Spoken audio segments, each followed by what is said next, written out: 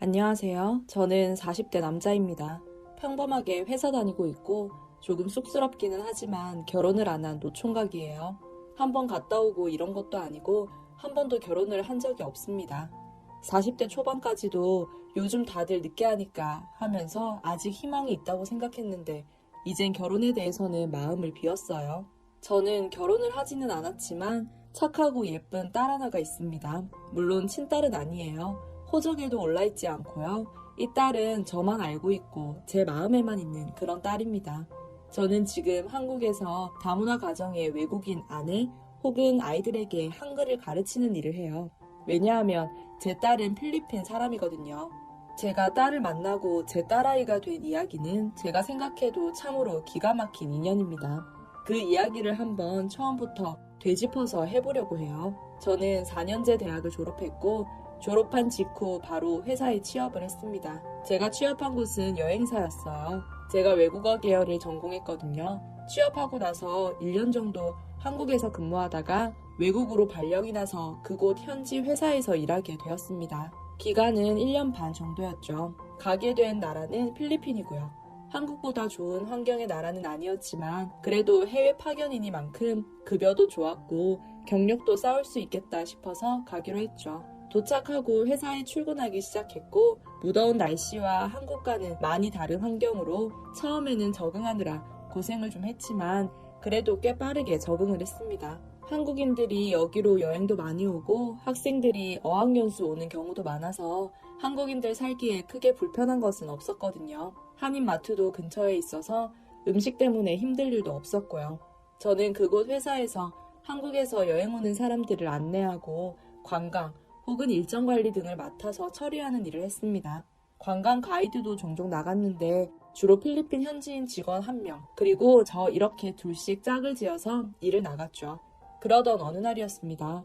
웬일로 관광객 가이드 나갈 일정도 없고 사무 업무도 별로 없고 한가해서 그냥 사무실에서 책 보고 한국 드라마 보면서 시간을 때우고 있던 중이었죠. 놀고 있던 제게 필리핀인 직원이 다가오더니 영어로 여기 오고 한 번도 우리들끼리 제대로 밥 먹고 대화하는 시간을 가진 적이 없는 것 같아 시간 난 김에 같이 점심이나 먹으러 갈래? 내가 맛있는 식당을 알아. 필리핀 음식이긴 해도 맛있을 거야 하더라고요. 저보다 나이가 많은 사람이었고 친절한 인상과 말투에 저도 호감이 생겨서 오케이 굿 하고는 그 직원을 따라 나섰습니다. 그 직원은 자기는 오토바이로 출근한다면서 저더러 오토바이 뒤에 타라고 하더군요. 마치 남동생이 된 것 같은 기분으로 오토바이 위에 올랐어요. 그 직원의 허리를 꼭 붙잡고 빠르게 달려서 한 작은 식당 앞에 도착했습니다. 그 식당 단골이었던 건지 그는 활짝 웃으면서 인사하며 들어가더군요. 저도 대충 웃으며 하이 하고 인사하며 들어가 테이블 앞에 앉았습니다. 그 사람은 여기는 국수가 맛있어 라고 제게 말해주었고 저는 그 국수를 시켰어요. 조금 뒤에 식당 주인으로 보이는 한 여자가 국수 2그릇을 가져다 주었죠. 국수는 정말 맛있었어요. 동남아 음식 특유의 호불호 갈리는 향도 적었고 누구나 좋아할 만한 맛이었죠. 그 사람이 저보고 맛있어? 하고 묻자 저는 엄지를 세우면서 최고야 하고 대답했습니다. 그러자 그 사람은 호탕하게 웃으면서 주방을 향해 자기야 이 사람이 맛있대 하고 소리쳤어요. 저는 순간 이게 무슨 소리지? 하고 멍하니 쳐다보는데 그 사람은 어깨를 으쓱하면서 사실 여기 우리 아내가 하는 식당이야. 내가 오늘 한국 친구를 데려오겠다고 그랬거든. 아내가 입맛에 맞을지 걱정을 많이 했어. 하고 대답했습니다. 조금 뒤 국수를 가져다 준 여자가 나오더니 제게 웃으면서 남편을 일하게 해줘서 고맙다고 인사했어요. 저는 제가 사장도 아니고 제가 취직시켜준 것도 아닌데 그런 소리를 듣기가 민망해서 손사래를 쳤죠. 그러나 그 여자는 사장이 아니더라도 한국 회사에서 취직을 시켜줬다고 고맙다고 하면서 딸 공부도 시켜야 하고 어머니 병원비까지 내야 해서 괜찮은 일자리를 구하고 있었는데 지금은 안심이라고 계속 고맙다고 인사했어요. 저도 제가 한 일은 아니지만 기분이 좋았죠. 그때 구석에 한 아이가 눈에 들어왔습니다. 식당 카운터 뒤에서 앉아서 제가 앉은 쪽을 힐끔힐끔 보면서 낡은 인형을 갖고 놀고 있는 여자아이였어요. 손님이 저와 그 직원분이 없었는데 아이가 있는 걸 보고 그 직원의 딸이라고 짐작했습니다. 너의 딸이야? 하고 물었더니 그 직원이 활짝 웃으면서 그렇다고 대답했어요. 딸을 안고 와서 이름을 물었더니 제 이름은 제인이에요 하고 수줍게 말하더군요. 나이는 올해 6살이라고 했습니다. 유치원 같은 데가 근처에 없어서 엄마가 일할 때는 같이 와서 노는 모양이었어요. 그 직원은 딸을 보고 웃음을 멈추지 않으면서 딸은 내가 살아가는 이유야. 이 아이는 내 인생 최고의 기쁨이야. 하고 말하는데 그 모습이 정말 행복해 보여서 저도 빨리 결혼해서 아이를 갖고 싶은 생각이 들었습니다. 그 직원은 제게 딸 아이를 공부시키려면 지금부터 돈 열심히 모아둬야 해. 여기는 아직도 여자들은 그저 시집 잘 가서 집안에 돈 가져다주는 역할로만 대우받는 경우가 많아. 그렇지만 나는 아니야. 나는 우리 딸이 하고 싶은 건 다 경험하게 해주고 싶어. 내가 할 수 있는 한 최대한 많이. 그 말에 저는 감동을 받았습니다. 아무래도 저 같은 외국인들과 일하다 보니 본인이 여러 문화를 접해서 영향을 받은 것 같았어요. 식사를 마치고 밖으로 나가서 회사로 복귀하기 전에 근처 기념품 가게에 들렀습니다.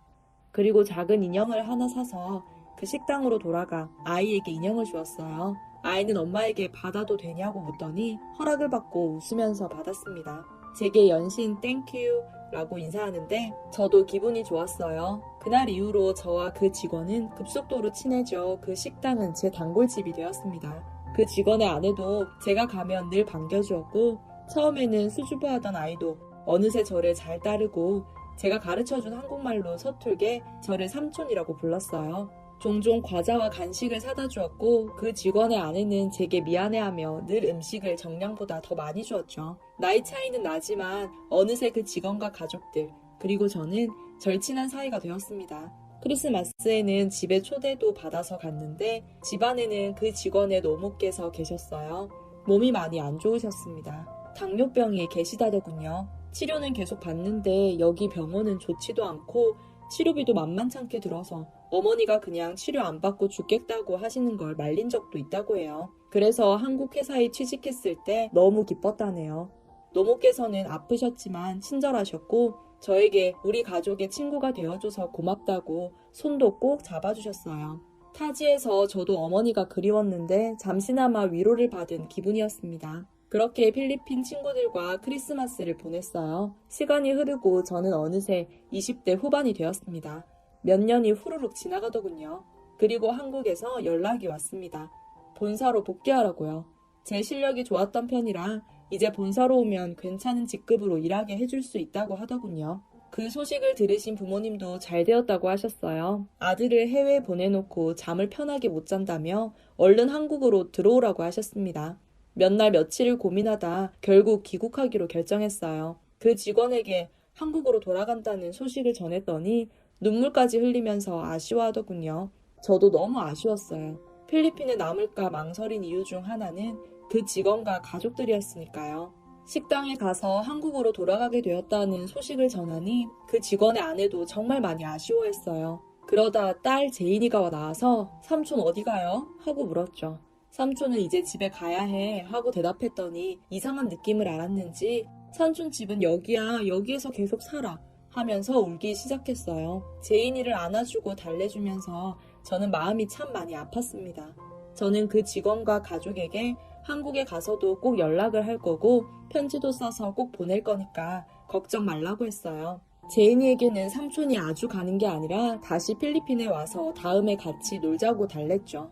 그렇게 저는 아쉬움을 안고 귀국했고 한국 본사에 복귀하여 들은 말대로 좋은 직급으로 올라가 일하게 되었습니다. 귀국하고 처음에 약속한 대로 전화도 하고 편지도 두어 통 써서 보냈는데 시간이 흐르고 일에 치여서 바쁘게 살다 보니까 어느새 점점 연락을 안 하게 되고 결국은 완전히 끊어지게 되더군요. 30대로 접어들면서 부모님께서는 약속이나 하신 듯 결혼 언제 할 거니 잔소리를 하기 시작하셨습니다. 저는 30살도 결혼하기에는 아직 이른 나이라고 생각했어요. 사실 결혼이 살면서 꼭 해야 할 일이라고 생각하지도 않았기 때문에 그냥 인연이 생기면 하는 거고 아니면 못 하는 거지 했거든요. 그래서 부모님께서는 나이가 있으시니까 그러시나 보다 하고 대수롭지 않게 여겼죠. 결혼이란 건 살다 보면 자연스럽게 사람도 만나고 그러다 연애도 하고 그런 식으로 자연스럽게 되는 거라고 생각했거든요. 그런데 제 생각이 잘못된 거였죠. 그냥 손 놓고 관심을 안 가지니 짝이 안 생기더라고요. 물론 연애를 한 번도 안 해본 것은 아닙니다. 어릴 땐 여자 소개도 받아보고 자연스럽게 만나도 보고 해서 몇몇 여성분들과 연애를 하기는 했었어요. 1년 이상 만난 분도 있었고요. 그런데 연애 그 이상으로 발전되지는 않았습니다. 제가 헤어지자고 하든지 아니면 여자분이 먼저 헤어지자고 하든 끝은 결국 이루어지지 못하고 끝났어요. 다행스러운 건 여자친구가 있다고 부모님께 말씀드린 적은 한 번도 없었다는 거죠. 만약 말씀드렸다면 뭘 어떻게 해서 또 놓쳤냐며 잔소리를 들었을 테니까요. 그렇게 저는 제 짝을 만나지 못한 채로 그저 바쁘게 열심히 일만 하다가 40대로 접어들게 되었습니다. 부모님은 40대 노총각이 된 저를 보실 때마다 한숨을 쉬시면서 적어도 엄마, 아버지, 손주는 한 명이라도 보여줘야 할 것 아니냐고 제게 한탄하셨어요. 부모님 친구들을 만날 때마다 핸드폰부터 꺼내서 손자, 손녀 자랑만 주구장창 하신다고요. 사실 그 말씀을 들으면 부모님께 죄송한 마음이 들긴 했습니다. 그러나 제가 비혼주의자라든지 나는 절대로 결혼 안 해 하는 마음을 갖고 있어서 결혼을 안 한 것도 아니어서 저도 나름대로 억울한 마음이 있었어요. 그래도 부모님 앞에서는 아무 말도 안 했죠. 그러던 어느 날 아버지께서 전화를 하셨어요. 네 아버지 하고 받으니 대뜸 너 혼처 마련했다 하시더군요. 전 놀라서 네? 혼처요? 하고 물으니 옆에 엄마가 계셨던지 전화를 받아 제게 말씀하셨습니다. 엄마 친구가 동남아 아가씨들이랑 중매해주는 일 하는 사람이랑 잘 아는데 이번에 참하고 좋은 색식감 아가씨들이 한국에 많이 왔대. 왜 엄마 친구 광주댁 아줌마 있잖아. 그 아줌마 아들이 너보다도 3살인가 위인데 이번에 그 동남아 아가씨랑 결혼한대. 이쁜 처자 2명 데려왔다고 하니까 너도 그중 한 명이랑 한번 만나봤으면 좋겠다 하는 거지. 엄마 말씀에 옆에서 아버지가 전화를 다시 뺏어 드시곤 만나보긴 뭘 만나. 연애부모고 자시고 할 시간도 없다. 무조건 장가가라. 애비도 손주 얼굴 좀 봐야겠으니까 하고 전화를 탁 끊으셨어요.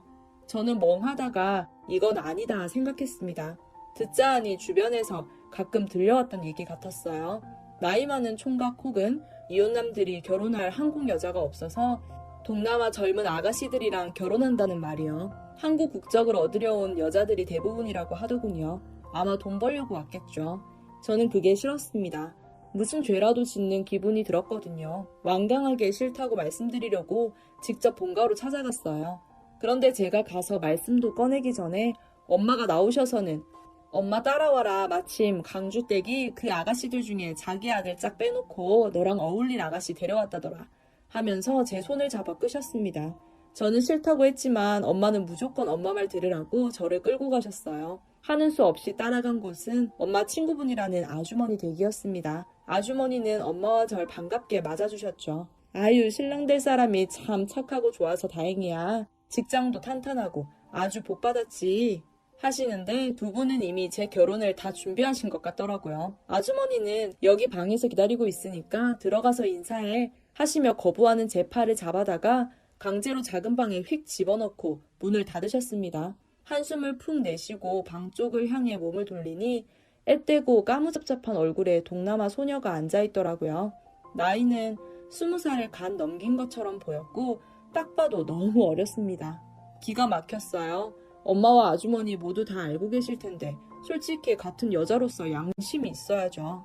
어떻게 저 같은 다 늙은 40대 노총각이 이런 여자아이한테 들이댑니까? 한숨을 내쉬고 그 여자에게 다가가서 영어로 인사했어요.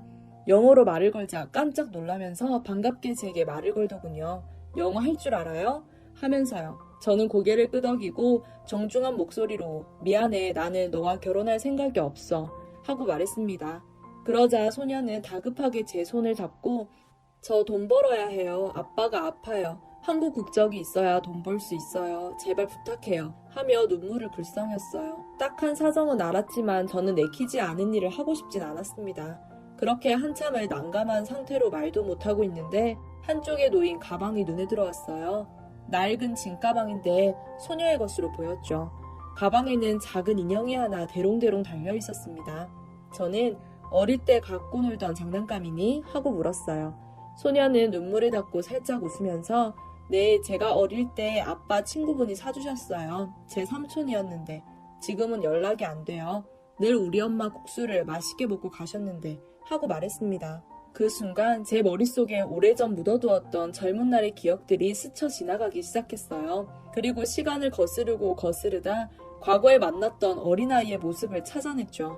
바로 제 앞에 있는 소녀의 얼굴에서요. 혹시 이름이 제인이니? 하고 물었더니 그 소녀는 소스라치게 놀랐습니다. 아저씨가 어떻게 하세요? 하고 묻길래 저는 반가움에 눈물이 터지려는 걸 참으면서 나야 나, 저 인형 사줬던 삼촌 하고 소리쳤어요. 제인이의 입이 떡 벌어지더니 믿을 수 없다는 듯 고개를 절레절레 저었어요. 아저씨가 국수 매일 먹고 크리스마스에 할머니랑 같이 밥도 먹고 아이스크림도 사주고 과자도 사줬잖아 하고 말했더니 그제야 울음을 왈칵 터뜨리며 저를 꽉 안더군요. 한참을 그렇게 재회의 기쁨을 나누다가 문득 궁금해졌습니다. 제인이의 아빠는 분명히 제인이가 하고 싶은 대로 공부도 시키고 다 해줄 거라고 했는데 왜 제인이가 돈을 벌러 이렇게 한국에 와 있는 건지 알 수가 없었어요. 저는 사정을 물었습니다. 제인이는 눈물을 흘리면서 자기 이야기를 해주었고요. 몇 년 전에 엄마 식당에 큰 불이 나서 식당이 모두 무너졌다고 합니다. 아빠는 엄마를 불길 속에서 구하다가 심하게 화상을 입었고요. 청소년이 되고 길거리에서 과일을 팔면서 돈을 보태 학교에 간신히 다니던 제인이는 아빠의 병원비를 벌려면 이대로는 안 된다고 생각했던 거죠. 그리고 엄마에게만 말하고 엄마 반대 속에서도 기어코 한국으로 시집을 가겠다고 온 것이었습니다. 참으로 기구한 이야기에 저도 한동안 아무 말도 하지 못했습니다. 저는 제인이의 손을 잡고 방 밖으로 나가서 제인이의 가방까지 들고 그 집을 나섰습니다. 뒤에서 엄마와 아주머니가 불렀지만 그냥 무시했고요. 제인이를 서울로 데려와 모텔에 방을 하나 잡아줬고 제인이의 가족과 연락할 방법을 찾기 시작했습니다. 며칠 후 필리핀으로 연락이 닿았고 저는 수년 만에 제인이의 아빠인 옛 친구와 전화를 하게 되었어요. 제인이가 먼저 전화를 받아 사정을 설명하고 제게 전화를 넘겼습니다. 떨리는 마음으로 그 직원의 이름을 부르면서 헬로우 하고 불렀어요. 한동안 답이 없더군요. 끊어졌나 싶어 다시 전화를 살피는 순간 울음 섞인 목소리가 들려왔습니다. Hello my friend 하는 목소리였죠. 그리고 그 친구는 한동안 계속 울기만 했습니다. 물론 저도 마찬가지고요. 저는 말했습니다. 제이는 내가 잘 데리고 있어. 엄마 아빠한테 무사히 돌려보내줄 거야. 몸은 좀 어때? 나는 괜찮아. 지금은 퇴원도 했고 병원 다니면서 치료받고 있어. 아내는 동네 식당에서 요리를 하면서 돈을 벌고 있어. 그렇게 서로 수년 만에 안부를 물었고 저는 제인에게 말했습니다. 잘 들어 제인, 너는 여기 있어선 안 돼. 너는 내 나이에 맞게 살아야 해. 아무리 돈을 벌어야 한다고 해도 이건 그게 아니야. 내가 너를 필리핀으로 데리고 갈 거고 내 아빠의 병원비를 대줄 거야. 나에게 미안해하지 않아도 돼. 나는 결혼도 하지 않았고 자식도 아내도 없으니 내 돈은 내 마음대로 써도 되니까. 제인은 제 말을 듣고 고맙고 미안하다면서 엉엉 울었어요. 저는 모텔에 제인을 두고 집에 돌아왔고 부모님께 사정을 설명해드렸죠. 다행히 부모님은 세상에 무슨 그런 인연이 다 있니? 하시면서 이해해 주셨습니다. 제인의 출국을 준비하고 회사에 휴가를 내고 저는 필리핀으로 떠났습니다. 다시 놀러 간다고 말했는데 결국 10년이 훌쩍 넘어서야 가게 된 것이었죠. 공항에 내려서 제인이 알려준 집으로 향했어요. 낡은 빌라더군요. 가슴이 몹시 두근거렸습니다. 제인이 문을 두드리자 문이 열리고 제인의 엄마가 나왔어요. 딸을 본 엄마는 그 자리에서 제인을 안고 울었고 저를 알아보자마자 저까지 와라 끌어안고 울었습니다. 집 안으로 들어가니 지팡이를 짚고 절뚝이며 나오는 제인의 아빠가 보였어요. 저는 그 친구를 안고 어린아이처럼 울었고 그 친구도 마찬가지였습니다. 너무 늦어서 미안해. 연락을 했어야 했는데. 아니야, 괜찮아. 내 딸을 데려다 주어서 고마워. 그렇게 인사한 후 그날 저녁 함께 밥 먹고 웃으며 행복한 시간을 보냈어요. 다음날 저는 미리 준비해간 현금을 건넸고 이건 치료비야. 부족하면 언제든지 내게 연락해. 하고 말했습니다. 부부는 처음엔 절대 받을 수 없다고 손사래를 쳤어요. 저는 그런 부부에게 내가 약속을 못 지켜서 미안해서 그래. 연락을 내가 끊었잖아. 나 이대로면 미안해서 못 살아. 하고 강제로 돈을 쥐어주었습니다. 그 친구는 저를 안고 많이 울었어요. 정말 고맙다고 수백 번은 더 말했죠. 일주일 후 저는 한국으로 돌아왔습니다. 그 후로도 제인 가족과 계속 연락을 했고요. 몇 년 뒤 제인은 학교를 졸업하고 한국에 와서 직업을 얻었어요. 그래서 지금은 제인이와 같이 한국어를 가르치는 일을 하고 있어요. 저는 1년에 제 애인을 데리고 2번 정도는 꼭 필리핀에 갑니다. 제 오랜 친구와 동남아에 있는 가족들을 만나기 위해서요. 그 친구는 이제 몸도 많이 회복되어 일자리를 얻고 돈을 벌고 있고요. 앞으로도 이 소중한 인연을 끊지 않고 살려 합니다. 제 사연 들어주셔서 감사합니다.